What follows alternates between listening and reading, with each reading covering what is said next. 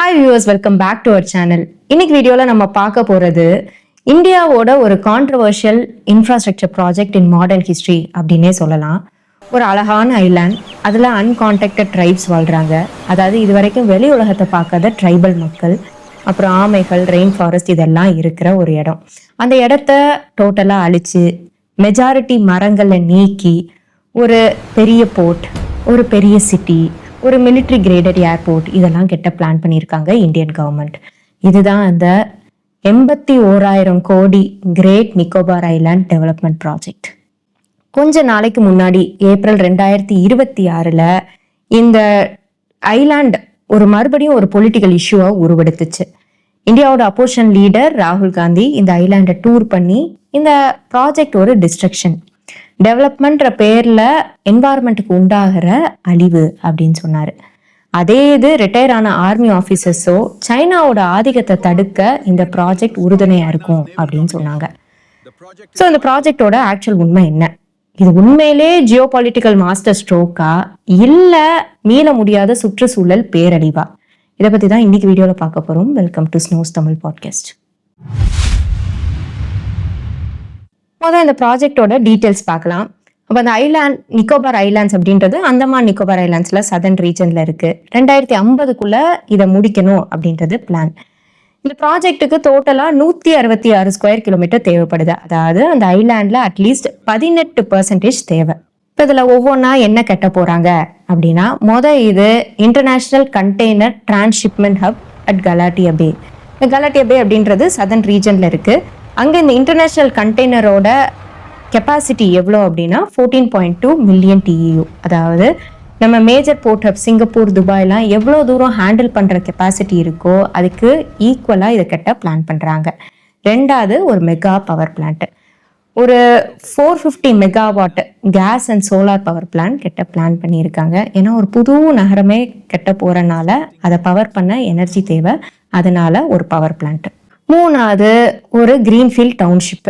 இப்போதைக்கு அந்த ஐலாண்ட்ல ஒரு 8500 ட்ரைபல் மக்கள் வாழ்ந்துட்டு இருக்காங்க. இவங்க இது வரைக்கும் வெளி உலகத்தை பார்க்காத மக்கள். இங்க ஒரு டவுன்ஷிப்பே கட்ட போறாங்க. அதில் ஒரு 65,000 1 லட்சம் வரை வாழ போறதா இந்த ப்ராஜெக்ட்ல சொல்லப்படுது. நாலாவது ஒரு இன்டர்நேஷனல் ஏர்போர்ட். இப்போதைக்கு ஒரு சின்ன மிலிட்ரி ஏர்போர்ட் இருக்கு. பிளான் 3300 மீட்டர் ரன்வே அளவுக்கு ஒரு ஏர்போர்ட்டை 2 பர்பஸ்க்கும், சிவில் மிலிட்ரி பர்பஸ்க்கும் சேர்த்து கட்டுற மாதிரி பிளான் பண்ணியிருக்காங்க. அண்ட் பெரிய பெரிய model aircrafts, Airbus A350, Boeing 777லாம் லேண்ட் பண்ணுற அளவுக்கு கெப்பாசிட்டியில் கட்ட பிளான் பண்ணியிருக்காங்க. இப்போ இந்த ஐலாண்டெல்லாம் அழிச்சு எதுக்காண்டி கட்டுறாங்க அப்படின்னா ஒரே ஒரு ரீசன் தான், ஸ்ட்ரெயிட் ஆஃப் மலாக்கா அப்படின்றது தான். இப்போ இதுக்கு முன்னாடி வீடியோவில் நம்ம பார்த்துருப்போம் ஸ்ட்ரெயிட் ஆஃப் ஹார்மோஸ் அப்படின்றது. ஸோ ஸ்ட்ரெயிட் ஆஃப் ஹார்மோஸ்ன்றது ஒரு சின்ன கடற்பகுதி. அந்த கடற்பகுதி பார்த்தீங்கன்னா ஈரானுக்கும் ஒமானுக்கும் நடுவில் இருக்குது. அந்த ஸ்ட்ரெயிட் ஆஃப் ஹார்மோஸ் வழியாக தான் UAE, கத்தார், சவுதி அரேபியா அவங்களுடைய எல்லா எக்ஸ்போர்ட்டும் மற்ற நாடுகளுக்கு அனுப்புகிறாங்க. ஈரான் அந்த ஸ்ட்ரெயிட் ஆஃப் ஹார்மோஸை க்ளோஸ் பண்ண உடனே ஒத்துமொத்த உலகமே ஸ்தம்பிச்சுது. அதே தான் இந்த ஸ்ட்ரெயிட் ஆஃப் மலாக்காவும். இந்த ஸ்ட்ரெயிட் ஆஃப் மலாக்கா இப்போ எங்கே இருக்குன்னா இந்தோனேஷியாவுக்கும் மலேசியாவுக்கும் நடுவில் இருக்குது. அப்படியே இந்த ரூட்டில் போகணுன்னா சிங்கப்பூருக்கும் இந்தோனேஷியாவுக்கும் நடுவில் வருது. இந்த ஸ்ட்ரெயிட் ஆஃப் மலாக்கா வழியாக தான் உலகத்தோட 30% குளோபல் சீ ட்ரேட் இது வழியாக தான் நடக்குது. முக்கியமாக சைனாவோட எனர்ஜி இம்போர்ட், ஆயில், கேஸ் இதெல்லாம் 75% இம்போர்ட்ஸ் இது வழியாக தான் நடக்குது. அப்போ நிக்கோபார் ஐலாண்ட்ஸ்ல இருந்து இந்த ஸ்ட்ரெயிட் ஆஃப் மலாக்கா எவ்வளோ தூரம் அப்படின்னா வெறும் 150 கிலோமீட்டர் தான். இந்தியாவை பொறுத்தவரை டிரான்ஸ்ஷிப்மெண்ட் ஹப்புக்கு 3 நாடுகளை நம்பி இருக்கும். ஒன்று ஸ்ரீலங்கா, இன்னொன்று மலேசியாவில் இருக்கிற போர்ட்லாந்து, அடுத்ததா சிங்கப்பூரை. இந்த டிரான்ஸ்ஷிப்மெண்ட் ஹப் அப்படின்றது இந்த நாடுகள்லாம் டீப் சீ போர்ட் இருக்கு. அதாவது பெரிய கப்பல்கள்லாம் இங்கே வர முடியும். பெரிய கப்பல்கள்லாம் பொருட்களை இறக்கி அப்போ இந்தியால இருந்து சின்ன கப்பல் மூலமா அந்த நாடுகளுக்கு போய் பொருட்களை கலெக்ட் பண்ணிப்பாங்க. இப்போ உதாரணத்துக்கு ஸ்ரீலங்கா வர பெரிய கப்பல் மூலமா பொருட்களை இறக்கிடுவாங்க.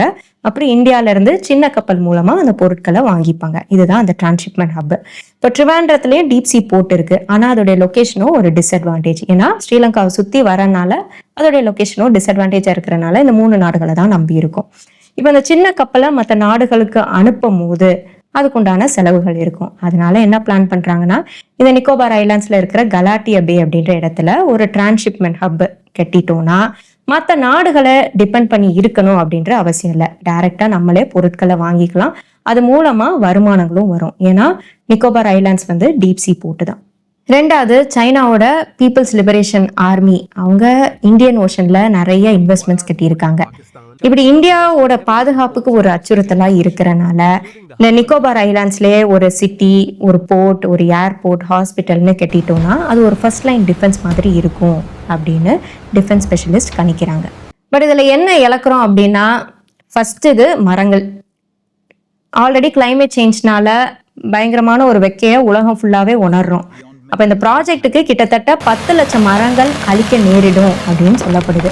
10 லட்சம் மரங்கள் அப்படின்றது ரொம்பவே ஜாஸ்தி. ரெண்டாவது, இந்த டிரான்ஸ்ஷிப்மெண்ட் ஹப்பை கட்ட போகிற இடமோ கலாட்டிய பே.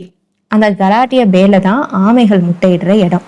அது மட்டும் இல்லாமல் மக்காவ், ஒரு வகையான குரங்கு, nesting macaw, salt water crocodile, இதெல்லாம் அங்கே இருக்கிற சொந்தமான அனிமல்ஸ். இதெல்லாம் எங்கே போகும்? ஆமைகளை பாதுகாக்க என்ன பண்ண போகிறோம்? இப்போ இவ்வளோ பெரிய ப்ராஜெக்ட் கட்ட போகிறாங்க அப்படின்னா ஒரு 33 மில்லியன் கியூபிக் மீட்டர் மெட்டீரியல்ஸ் இறங்க போகுது. அப்போ அதுக்கு ஆமைகளுக்கெல்லாம் என்ன ஆகும்? இந்த மாதிரி நிறைய கேள்விகள் வருது. அடுத்த மிகப்பெரிய இஷ்யூவோ ஹியூமன் ரைட்ஸ் இஷ்யூ. இப்போ அந்த ஐலாண்டில் ஒரு 84 ஸ்கொயர் கிலோமீட்டருக்கு ட்ரைபல் மக்கள் வாழ்கிறாங்க. அந்த ட்ரைபல் மக்கள் ஆல்ரெடி சொன்ன மாதிரி இது வரைக்கும் வெளி உலகத்தை பார்க்காத மக்கள். இன்னும் பல வருஷ கணக்காக அந்த ஐலாண்டில் மட்டுமே இருக்கிறாங்க. இவங்க தான் அந்த Shompen nomadic tribal, African Indian mixed tribal மக்கள். இந்த ப்ராஜெக்ட் கோ ஃபார்வர்ட் ஆகணும் அப்படின்னா இந்த மக்களை இங்கிருந்து வேற இடத்துக்கு போக சொல்லணும். அடுத்தது, இந்த ஏரியா சுனாமி ஏற்படுறதுக்கு அதிகமான வாய்ப்புள்ள ஏரியா. 2004 சுனாமி ஏற்பட்டப்ப இந்த ஏரியா, அதுக்கப்புறம் இந்தோனேஷியா பக்கத்துல உள்ள ஏரியாலாம் அதிகமான பாதிப்பு ஏற்பட்டுச்சு. ஏன் அப்படின்னா செய்ஸ்மிக் ஃபால்ட் லைன்ல கரெக்டா அந்த லொகேஷன்ஸ் இருக்கிறனால. ஏர்த்தே பார்த்தீங்கன்னா நிறைய டிஃப்ரெண்ட் லேயர்ஸால இருக்கு. 2 டிஃப்ரெண்ட் லேயர்ஸ் உரசும் போது ஃப்ரிக்ஷன் ஏற்படுது. அந்த ஃப்ரிக்ஷன்ல நிலநடுக்கம் உண்டாகுது. அதனால இந்த லொகேஷன்ஸ்லாம் எர்த்குவேக், சுனாமி இதெல்லாம் அதிக வாய்ப்புகள் இருக்கு. சுனாமிலாம் ஏற்பட்டுச்சுன்னா பெரிய அளவில் இழப்பு ஏற்படுறதுக்கும் பாதிப்பு இருக்கு. அதனால வல்லுநர்கள் இதை ஒரு கேம்பிள் அப்படின்னு தான் வந்து சொல்றாங்க. ஃபைனலாக நம்ம ஒரு இம்பாசிபிள் கொஸ்டின்ல இருக்கோம்.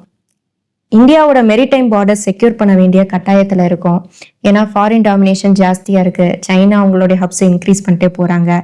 அதை டேக்கிள் பண்ண வேண்டிய நிலமையில இருக்கும். இந்தியாவை வேர்ல்ட் கிளாஸ் ட்ரேட் ஹப்பாக கிரியேட் பண்ண வேண்டிய நிலமையில இருக்கும். ஏன்னா ஸ்ரீலங்காவோட பொசிஷன் இருக்கிறனால இந்தியாவுக்கு கொஞ்சம் ஜியாகிரபிக்கல் டிஸ்அட்வான்டேஜாக இருக்குது. 2004 இதை டேக்கிள் பண்ணுறதுக்காண்டி தான் சேது சமுத்திரம் ப்ராஜெக்டை கொண்டு வரேன்னு சொன்னாங்க. ஏன்னா இப்போதைக்கு இந்த ராமேஸ்வரத்துக்கு நடுவில் போக முடியாதனால நம்ம மொத்த ஸ்ரீலங்காவையே சுற்றி போக வேண்டிய நிலைமை இருக்குது. ஸோ அதனால தான் இந்த சேது சமுத்திரம் ப்ராஜெக்டை கொண்டு வரேன்னு சொன்னாங்க.